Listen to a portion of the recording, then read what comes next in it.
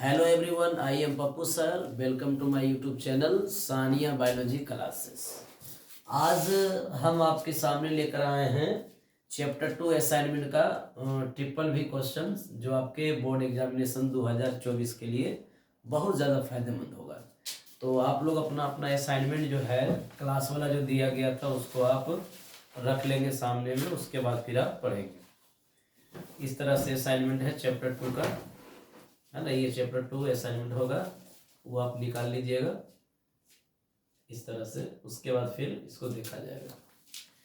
तो इसमें से जो शॉर्ट क्वेश्चंस है वो शॉर्ट क्वेश्चंस क्या है कि सूक्ष्म बीजाणु जनन एवं दीर्घ बीजाणु जनन में अंतर लिखें। ये पहला क्वेश्चन है। चैप्टर 2 असाइनमेंट का जो है शॉर्ट क्वेश्चंस करवाएंगे। शॉर्ट क्वेश्चंस जो 2 अंक वाला है, जो इस बार 2024 के एग्जाम के लिए ट्रिपल भी प्रूफ होगा, साबित होगा। तो सबसे पहला क्वेश्चन है कि सूक्ष्म बीजाणु जनन एवं दीर्घ बीजाणु जनन, दीर्घ बीजाणु जनन के बीच अंतर लिखें, के बीच अंतर लिखें।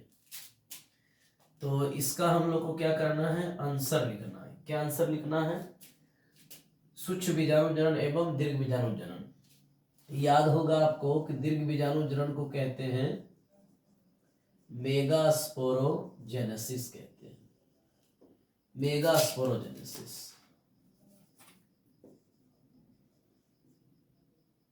मेगास्पोरोजेनेसिस कहते हैं। और इसको कहा जाता है माइक्रोस्पोरोजेनेसिस, माइक्रोस्पोरोजेनेसिस इसको कहा जाता है। तो सूक्ष्म बीजाणु जनन और दीर्घ बीजाणु जनन यानी माइक्रोस्पोरोजेनेसिस और मेगास्पोरोजेनेसिस के बीच में क्या अंतर है उसको देखना है।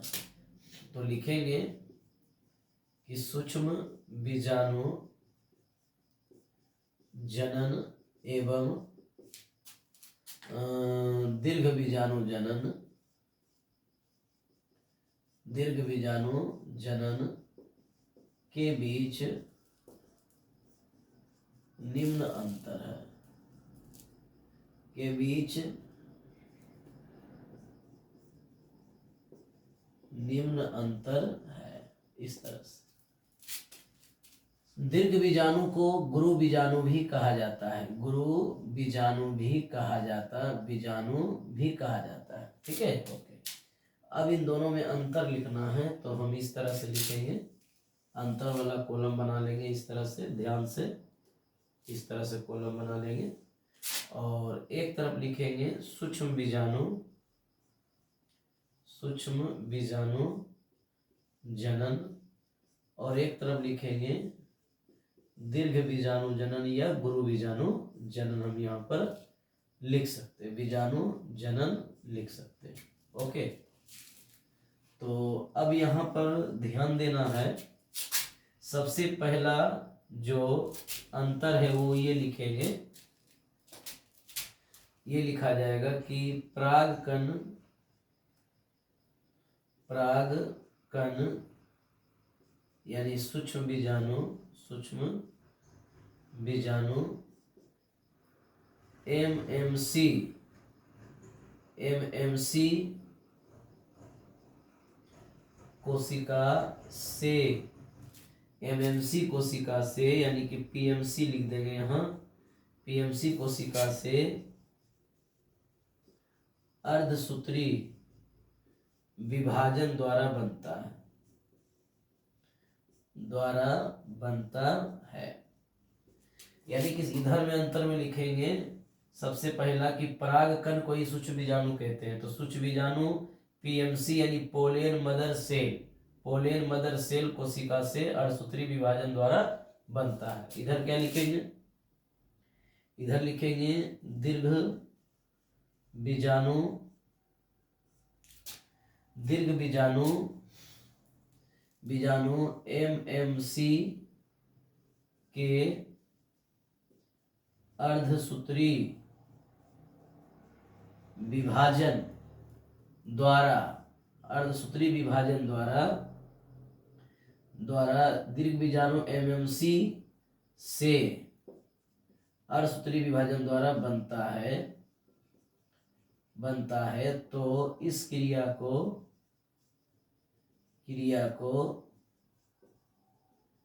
दीर्घ बीजाणु जनन कहते हैं। और यहाँ पर हम लिखेंगे तो इस क्रिया को लघु बीजाणु जनन कहते हैं। लघु बीजाणु और गुरु बीजाणु अगर हम लिख दें तो चौंकना नहीं है, क्योंकि लघु बीजाणु को हम लोग सूक्ष्म बीजाणु भी कहते हैं, परागकण भी कहते हैं, और दीर्घ बीजाणु को हम लोग जो है गुरु बीजाणु भी कहते हैं। इसमें कोई दिक्कत नहीं होनी चाहिए। दूसरा, यह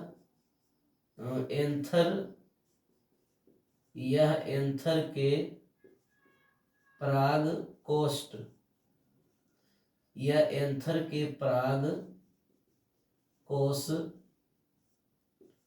में होता है। यानी एंथर जो आप देखते हैं, फ्लावर का जो नर भाग है, पुष्प का नर भाग जो एंथर होता है, उस एंथर के अंदर में सतह होते हैं, परागकण का जो सतह होता है उसी को पोलेन सेक कहते हैं, यानी परागकोश कहते हैं। वहीं पर बनता है परागकण। ठीक है, उसके ये बोलेंगे सूक्ष्म बीजाणु जनन। तो बोला जाएगा सूक्ष्म बीजाणु जनन या लघु बीजाणु जनन या माइक्रोस्पोरोजेनेसिस कहाँ पर होते हैं? तो एंथर के परागकोश यानी एंथर के पोलेन सेक में होते हैं। अब इधर लिखेंगे कि यह अंडाशय, यह बीजांड के न्यूसेलस पर होता है।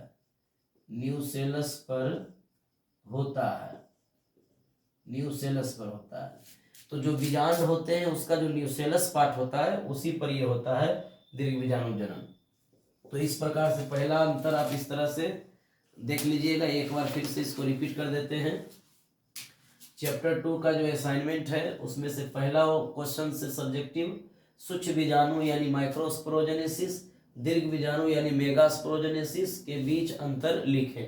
तो आंसर क्या होगा कि सूक्ष्म बीजाणु जनन एवं दीर्घ बीजाणु जनन के बीच अंतर निम्न प्रकार है।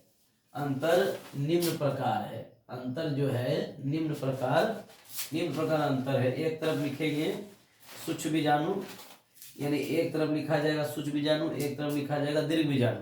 सूक्ष्म बीजाणु में लिखेंगे परागकण यानी सूक्ष्म बीजाणु पीएमसी कोशिका से अर्धसूत्री विभाजन द्वारा बनता है। इस क्रिया को लघु बीजाणु जनन कहते हैं। और दीर्घ बीजाणु एमएमसी से अर्धसूत्री विभाजन द्वारा बनता है, इस क्रिया को दीर्घ बीजाणु जनन कहते हैं। यहाँ पर ऑब्जेक्टिव भी आता है कि भाई परागकण बनने के लिए कौन सी कोशिका है? पीएमसी। और दीर्घ बीजाणु बनने के लिए कौन सी कोशिका? एमएमसी। अब पीएमसी बनने के लिए कौन सा कोशिका विभाजन यूज हो रहा है? अर्धसूत्री। और यहाँ पर कौन सा कोशिका विभाजन यूज हो रहा है? अर्धसूत्री। दोनों में अर्धसूत्री विभाजन ही मियोसिस यूज होता है, क्योंकि क्रोमोसोम इसमें क्या होते हैं? हाफ हो जाता है। अब कहते हैं कि ये कहाँ पर होता है? एंथर के अंदर कहाँ पर होता है? परागकोश में। और ये बीजांड के अंदर कहाँ होता है? न्यूसेलस पर। तो इस तरह से ऑब्जेक्टिव्स भी आपको जो है कि कवर करते चले जाते हैं शॉर्ट क्वेश्चन के साथ साथ। आपको डबल मजा मिल रहा है, डबल स्कोरिंग होगा यहाँ पर पूरी तरह से एनर्जी के साथ। ओके, तो इस तरह से स्क्रीन शॉट ले लेंगे या तो फिर राइट डाउन कर लेंगे कॉपी में।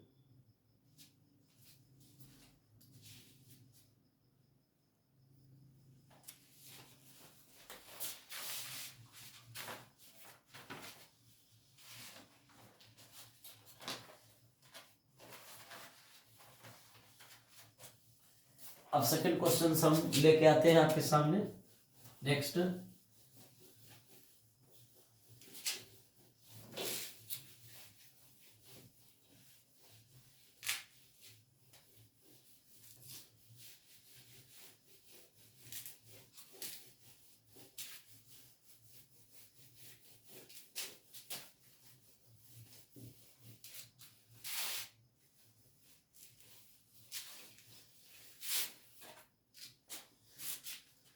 सेकेंड क्वेश्चन है कि स्वयं अयोग्यता क्या है?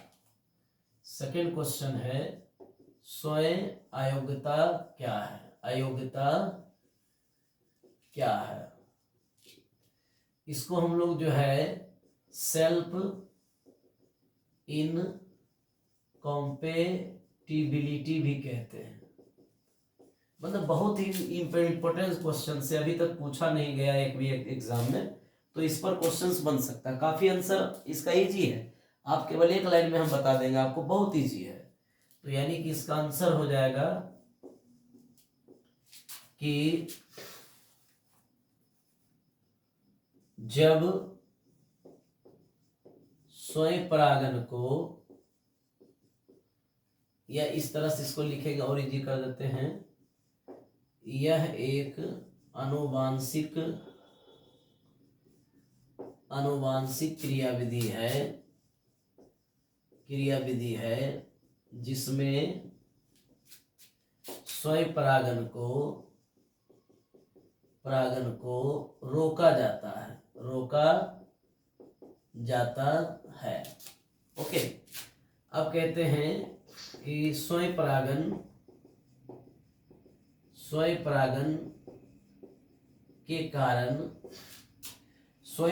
के कारण बीज का निर्माण नहीं होता है, इसलिए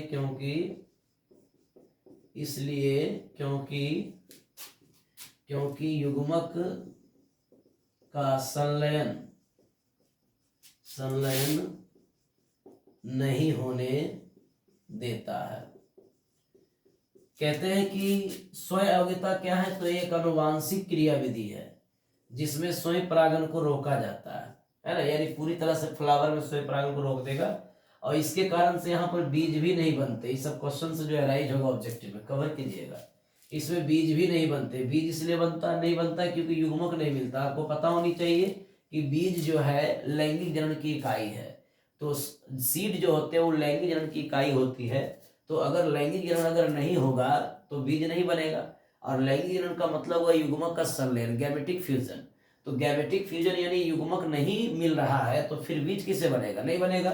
तो हम बोलेंगे स्वयं अयोग्यता का मतलब होता है स्वयं परागन के लिए अयोग्य, यानी यहां हम लिखेंगे, इसका अर्थ अगर तोड़ेंगे तो स्वयं परागन के लिए अयोग्य का मतलब क्या होता है, सक्षम नहीं। अयोग्य का तो मतलब सक्षम नहीं।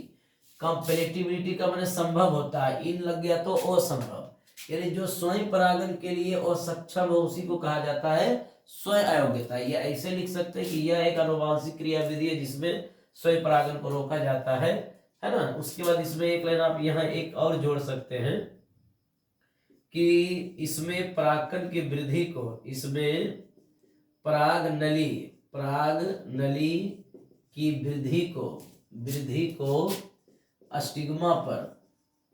अस्टिग्मा पर रोका जाता है। ओके, तो इस तरह से आप स्क्रीनशॉट इसका ले लेंगे। बस लघुत्तरीय प्रश्न में इतना ही आपको लिखना होगा। चलिए, ओके।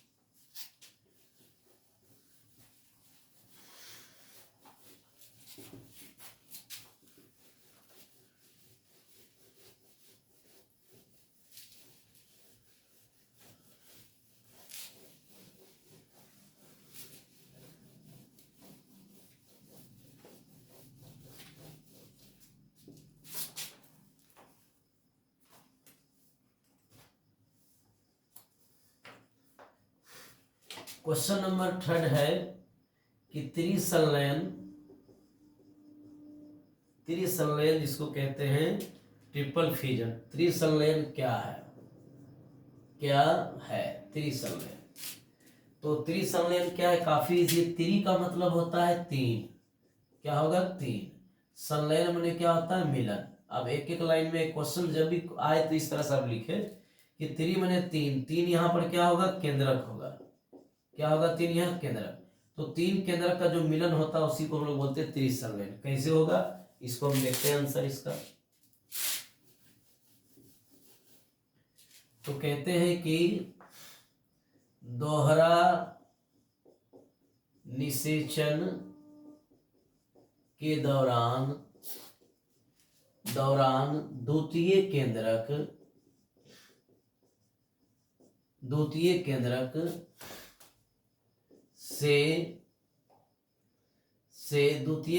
से नर युग्मक मिलता है तो इसे त्रिसंलयन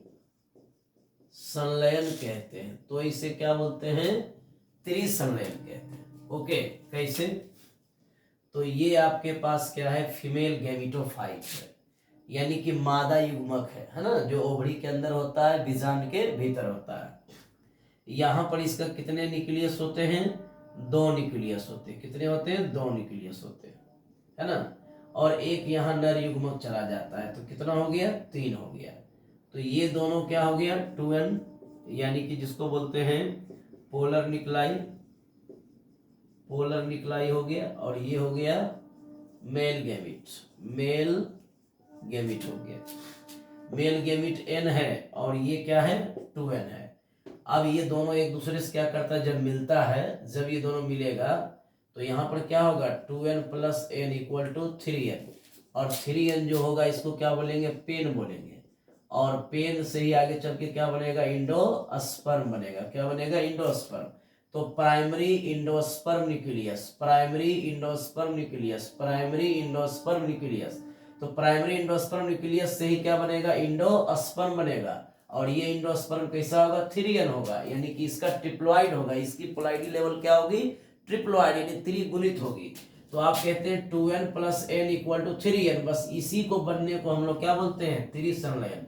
जब एग्जाम में पूछेगा कि त्रिसंलयन कहाँ होता है, तो आपको जवाब क्या देना है? जब पूछेगा कि कहाँ होता है, तो जवाब क्या देना है? बीजांड में। कहाँ पर होता है? बीजांड में। फिर पूछेगा बीजांड में कहाँ होता है, तो जवाब क्या दीजिएगा? बीजांड में कहाँ पर होता है? तो मादा युग्मक में। तो पूछेगा मादा युग्मक में कहाँ होता है, तो बोलिएगा द्वितीय केंद्रक से। कहाँ? किससे? द्वितीय केंद्रक से। ओके, तो इस तरह से आपको 2 नंबर यहाँ से पूछे जा सकते हैं। आराम से लिख लीजिएगा। फिर से एक बार रिपीट करेंगे। कहेगा कि त्रिसंलयन क्या है, तो दोहरा निषेचन के दौरान द्वितीय केंद्रक से नर युग्मक मिलता है, तो इस क्रिया को त्रिसंलयन कहते हैं। द्वितीय केंद्रक यानी 2n